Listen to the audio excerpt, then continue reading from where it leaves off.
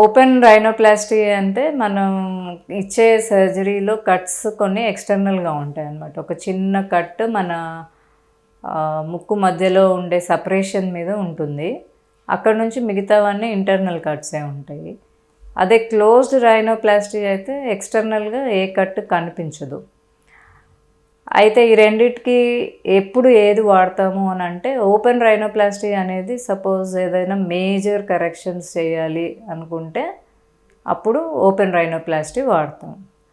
అక్కడ ఎక్స్టర్నల్గా కట్ ఇచ్చేసి ఆ స్కిన్ ఏదైతే నోస్ మీద కవర్ అయి ఉంటుందో కార్టిలేజ్ మీద కానీ బోన్ మీద కానీ ఆ స్కిన్ని మొత్తం మనం ఎలివేట్ చేసుకొని కార్టిలేజెస్ అన్నీ కూడా ఎక్కడికక్కడ సపరేట్ చేసుకొని ఆ తర్వాత మనము వేరే దగ్గర నుంచి ఏదైతే కార్టిలేజ్ హార్వెస్ట్ చేసుకుంటామో రిబ్ నుంచి కానీ చెవి నుంచి కానీ లేదా సెప్టమ్ నుంచి కానీ ఆ కార్టిలేజ్ని మనం ఆ ఎలివేట్ చేసిన స్కిన్ కింద ప్లేస్ చేసి మళ్ళీ తర్వాత ఆ స్కిన్ని రీడైరెక్ట్ చేసేసి మళ్ళీ కుట్లు వేసేస్తాం. క్లోజ్డ్ రైనోప్లాస్టీలో కూడా ప్రొసీజర్ సేమే ఉన్నా ఇందులో మైనర్ కరెక్షన్స్ చేయగలుగుతాం. మేజర్ కరెక్షన్స్ పాసిబిలిటీ అంతగా ఉండదు.